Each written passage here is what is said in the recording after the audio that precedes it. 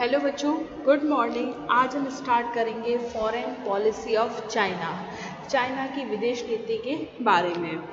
China की स्थिति जो है वह सेकेंड वर्ल्ड वॉर से पहले चाइना को एशिया का रोगी कहा जाता था, सिक man of Asia. Second world war से पहले चाइना को वर्ल्ड वॉर से पहले चाइना को एशिया का रोगी कहा जाता था, the sick man of Asia. Sick man of Asia कहा जाता था चाइना को। ब्रिटेन, फ्रांस, अमेरिका, जापान जैसी शक्तियों ने जो है वह चाइना का खूब शोषण किया था। पहले जो है वह ब्रिटेन है, फ्रांस है, अमेरिका और जापान जैसी शक्तियों ने ब्रिटेन, फ्रांस, अमेरिका और जापान जैसी शक्तियों ने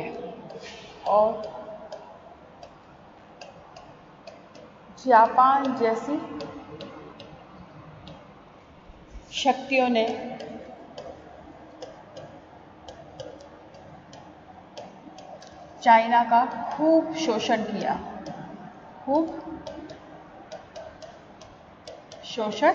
किया।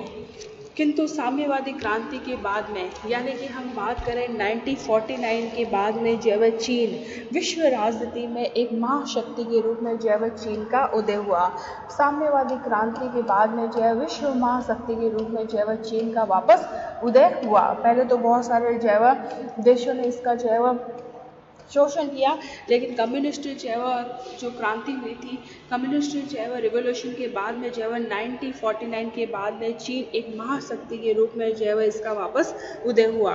और चीन की अगर हम जीडीपी की बात करें, अगर जीडीपी की बात करें तो 2010 में चीन की जीडीपी विश्व की कुल जीडीपी का 9.5% भाग थी। विश्व की कुल जीडीपी का 9% भाग थी चीन की जीडीपी। चीन का रक्षा बजट लगातार बढ़ रहा है और एक रिसर्च के अनुसार चीन के पास 450 परमाणु हथियार उनके पास मौजूद है। चीन के पास 450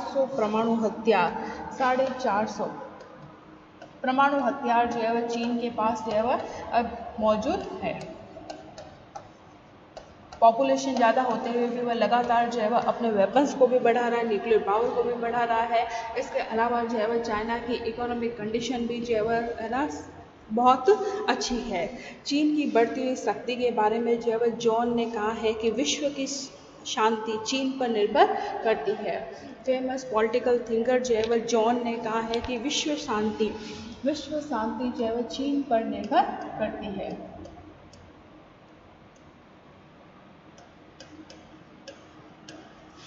विश्व शांति चीन पर निर्भर करती है। विश्व शांति चाइना के ऊपर निर्भर करती है। आक्रामकता चीन का स्वभाव है, लेकिन आक्रामकता का मतलब ये नहीं है कि हमला करना। मतलब चीन हमेशा हमला नहीं करता है। आक्रामकता का मतलब ये है कि किसी न किसी तरीके से दूसरे देशों में या अपने देश में इस तरह की स्थितियाँ पैदा करने की कोशिश करना, जिससे तनाव बढ़ता रहे, दूसरे देशों में टेंशन होते रहे, ऐसी परिस्थितियाँ पैदा करना, ये चीन का स्वभाव है। और तनाव बढ़ने से यह प्रवृत्ति हमले का रूप धारण ले लेती है। तो आक्रामकता चीन का क्या है, स्वभाव है। इसके अलावा ब्रिटेन है, फ्रांस है, अमेरिका, जापान ने इसका चीन का खूब शोषण किया था, चाइना का खूब शोषण किया था। और वे उसे पूरब का तरबूज समझते थे। चाइनीज मेलन समझते थे चीन को चाइनीज मेलन की भी संज्ञा दी गई है। मेलन की संज्ञा दी गई है। लेकिन साम्यवादी क्रांति के बाद में चीन जो है वह एक महाशक्ति के रूप में उभर कर आया और आज जो है वह न्यूक्लियर भौतिकी के क्षेत्र में चीन पश्चिमी देशों के साथ बराबरी कर रहा है। चीन की अर्थव्यवस्था ने भी 9 पॉइंट है ना, चीन की अर्थव्यवस्था ने भी जो है 9 से लगाकर 11% तक की जो है छलांग लगाई है। उसकी इकोनॉमिक पावर भी जो है लगातार जो है बढ़ रही है और चीन की जनसंख्या भी जो है ज़्यादा है। चीन की जनसंख्या है 1.37 जो है अरब पॉपुलेशन होते हुए भी उसकी अर्थव्यवस्था में जो है लगातार जो है ग्रोथ हो रही है, लगातार जो है ग्रोथ हो रही है और जीडीपी के मामले में चीन का जो है विश्व भर में दूसरा स्थान है। क्लियर बच्चों यहाँ तक? चाइना जो है वो अमेरिका को कर्ज देने वाला जो है वो सबसे बड़ा जो है वो डोनर है, कर्ज देने वाला सबसे बड़ा जो है वो डोनर है। इसके अलावा जो है वो चीन अपने रक्षा बजट को भी लगातार बढ़ा रहा है। चीन के पास जो है वो सेना की संख्या भी बहुत ज़्यादा है, वायुसेना, नौसेना और जो उनकी नॉर्मल जो आर्मी है उनकी भी संख्या जो है वो बहुत ज़्यादा बढ़ रही है। चीन के बारे में जो है नेपोलियन बोनापार्ट ने एक कहा था कि एक दैत्य सो रहा है, उसको सोने दो, क्योंकि अगर वो जाग गया तो वो दुनिया को हिला देगा। यह नेपोलियन बोनापार्ट ने जो है चाइना के बारे में कहा है। चीन ने अपने जो है आक्रामकता का परिचय बार बार दिया है। साम्यवादी क्रांति के जो है बाद में है ना 1950 में जो है कोरिया के साथ 1950 में 1950 में जो है कोरिया में जो है चाइना ने कॉन्फ्लिक्ट उत्पन्न जो है किया है और 1962 में जो है भारत के साथ हुआ है। भारत और चीन की जो है लड़ाई हुई थी। चीन के कारण भारत के साथ जो है इसका कॉन्फ्लिक्ट हुआ है, भारत के साथ,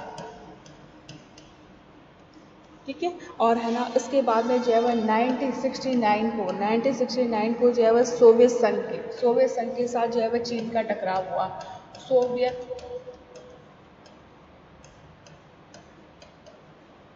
संघ के साथ देन 1979 को जो है वियतनाम में चीन ने इसी आक्रामकता का परिचय दिया। 1979 में वियतनाम में चाइना ने जो है इसी आक्रामकता का परिचय दिया। मतलब वो ऐसी परिस्थितियां पैदा कर देता है कि दूसरे देश से जो है क्या होता है, टेंशन उत्पन्न होती है और कभी कभी वो हमले का रूप धारण भी कर लेती है। तो चीन ने जो है लगभग जो है सभी देशों के साथ जो है उसकी आक्रामकता जो है विद्यमान रही है। हर एक के साथ जो है उसने जो है चालाकी, कनिंगनेस जो है अपनाई है। अक्टूबर 1949 में है ना वर्तमान चीनी सरकार की जो है स्थापना हुई, साम्यवादी सरकार की स्थापना हुई। अक्टूबर 1949 को वर्तमान चीन की स्थापना हुई है, यानी कि कम्युनिस्ट पार्टी की स्थापना हुई है अक्टूबर 1949 को। और जैसे अक्टूबर 1949 को जो है चीन कम्युनिस्ट पार्टी की स्थापना होती है चाइना के अंदर, 1950 में वह कोरिया से उलझ गया। 1950 के अंदर जो है चाइना कोरिया से उलझ जाता है। 1950 में चीन कोरिया से उलझ गया। चीन जो है वो कोरिया से उलझ गया और कोरिया युद्ध में चीन ने बड़े पैमाने पर जो है वो भाग लिया और इसका उद्देश्य क्या था कि कोरिया के अंदर अमेरिकी प्रभाव को कम करना। कोरिया से उलझ गया, कारण क्या था कि कोरिया के अंदर अमेरिकी प्रभाव को कम करना। कोरिया के अंदर अमेरिकी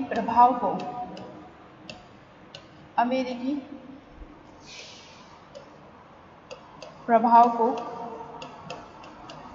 कम करना, ये चाइना का उद्देश्य था। इसके बाद में जो है चाइना जो है कोरिया के बाद हिंद चीन है, तिब्बत है, इंडोनेशिया है, मलेशिया आदि स्थानों में जो है चाइना का प्रभाव बढ़ना शुरू हुआ।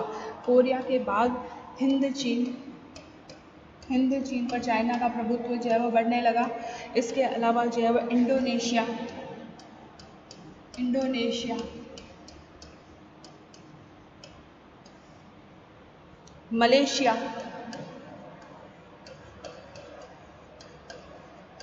मलेशिया आदि स्थानों में जो है चाइना का प्रभाव बढ़ने लगा।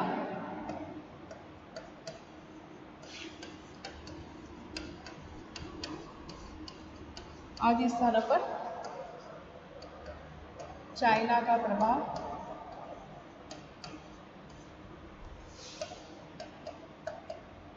बढ़ने लगा।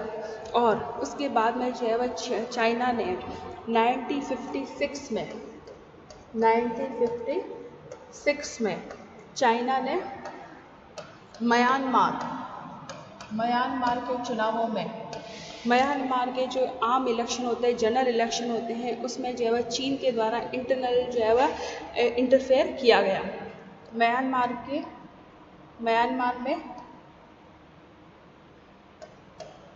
आम चुनाव में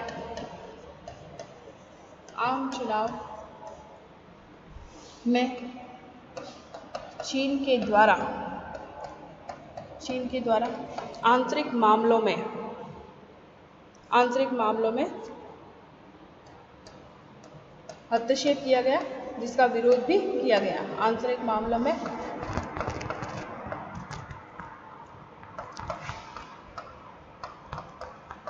हस्तक्षेप का विरोध किया गया।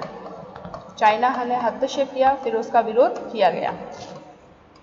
म्यांमार ने जो है आरोप लगाया था कि चीनी सरकार जो है म्यांमार के अंदर सरकार विरोधी संगठन को धन और हथियार वेपन्स जो है दे रही है ना। सरकार के विरुद्ध जो है ना फाइनेंशियल मनी जो है प्रोवाइड की जा रही है। इसके अलावा जो है हथियार भी जो है लोगों को दिए जा रहे हैं सरकार के खिलाफ। इस प्रकार का जो है सेम आरोप जो है 1958 के अंदर जो है जापान ने भी लगाया। जापान गवर्नमेंट ने भी आरोप लगाया कि है ना, जो चाइना जो है वहाँ की गवर्नमेंट के खिलाफ जो है वेपन्स वगैरह जो है लोगों को प्रोवाइड करवा रहा है। इसके अलावा जो है चाइना ने जो है इंडोनेशिया में भी हस्तक्षेप किया और इंडोनेशिया ने भी जो है यही आरोप लगाया। 1950 के अंदर इंडोनेशिया के द्वारा भी यही आरोप जो है लगाया गया। इंडोनेशिया ने भी यही आरोप लगाया कि वह आंतरिक मामलों में चाइना जो है उसकी कंट्री में हस्तक्षेप कर रहा है। और भारत और चीन के बीच जो 1962 का जो युद्ध हुआ, उस युद्ध का कारण था दोनों देशों की सीमाओं का झगड़ा, मेन उसका कारण था। 1962 में जो है भारत के साथ भी ऐसा ही हुआ।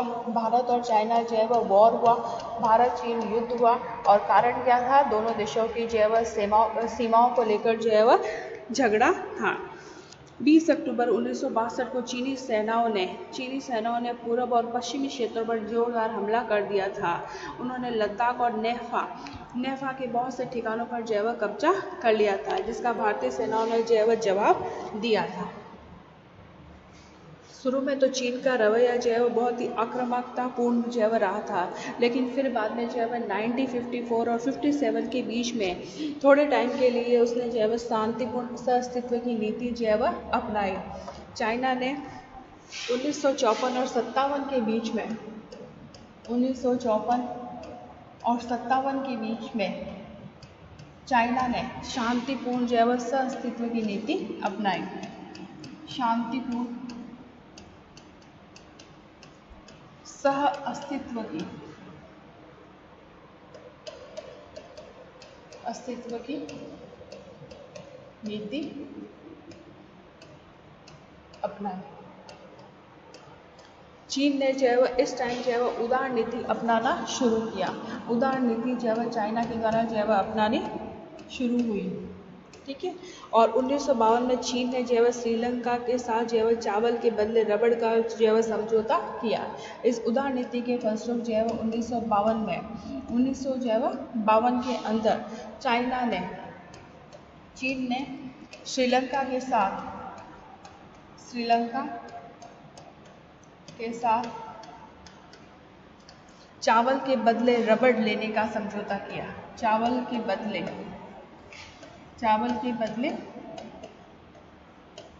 रबड़ लेने का समझौता किया। मतलब एक देश चावल देगा, दूसरे उसको क्या देगा? रबड़। समझौता किया। इसके अलावा जो है वो अप्रैल 1954 में चीन ने तिब्बत के बारे में भारत से संधि की। अप्रैल 1954 में चीन ने तिब्बत के बारे में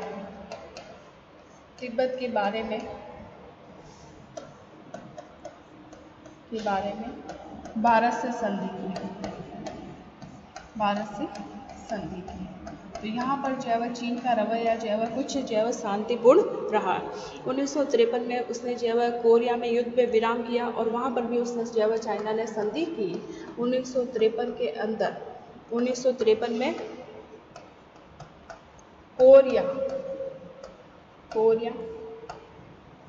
युद्ध विराम संधि हुई। कोरिया के साथ भी उसने अपना युद्ध जो है वह विराम किया। चाइना का जो है वह साम्यवादी क्रांति के पहले जो टाइम पीरियड जो था 1949 से 53 तक का जो टाइम था वो तो था उग्र नीति का टाइम था। साम्यवादी क्रांति की स्थापना 1949 से 53 तक का जो टाइम जो है वह चाइना का क्या था, उग्र नीति का था, आक्रामकता वाला जो है वह था, उग्र नीति वाला जो है चाइना का बिहेवियर जो है था। लेकिन 54 और 57 में उसने जो है शांतिपूर्ण अस्तित्व की जो है नीति अपनाई और चीन की विदेश नीति में जो है समय के अकॉर्डिंग जो है बहुत सारे चेंजेस जो है होते रहे हैं। इसके अलावा जो है चाइना की विदेश नीति का कुछ उद्देश्य भी है। चीन की साम्यवादी सरकार ने अपनी विदेश नीति के जो है कुछ लक्ष्य जो है निर्धारित किए हैं।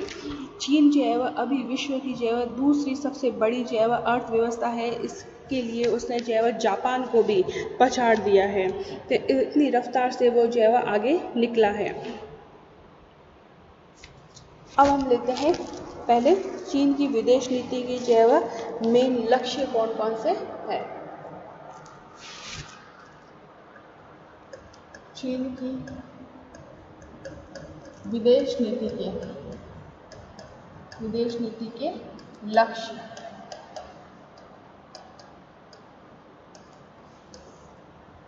चीन की स्वतंत्रता और अखंडता की रक्षा करना।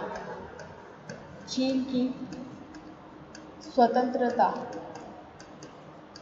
स्वतंत्रता और अखंडता इंटीग्रिटी की जो है वह रक्षा करना और अखंडता की रक्षा करना। चीन को एक महाशक्ति के रूप में, तीसरी महाशक्ति के रूप में पुनः स्थापित करना, ये भी जो है चाइना की फॉरेन पॉलिसी का जो है लक्ष्य है कि चीन को एक महाशक्ति के रूप में सुप्रीम पावर के रूप में स्थापित करना। इवन जो है थर्ड महाशक्ति के रूप में जो है उसको स्थापित करना, ठीक है। और इवन एशिया में अपना प्रभुत्व जो है वह स्थापित करना, ये भी उसकी फॉरेन पॉलिसी का जो है वह एम है। एशिया में अपना प्रभुत्व स्थापित करना, ठीक है। इसके अलावा जो है प्रवासी जो चिली जो नागरिक है उनके अधिकार है, परिवार है और संपत्ति की रक्षा करना भी चाइना की फॉरेन पॉलिसी का दायित्व है। चीनी सीमाओं का विस्तार करना। चीनी सीमाओं का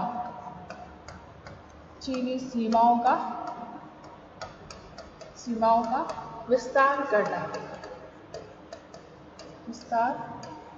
करना, ठीक है।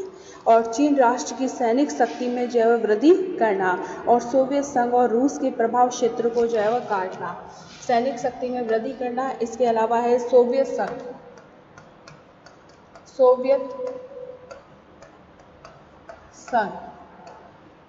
तथा रूस के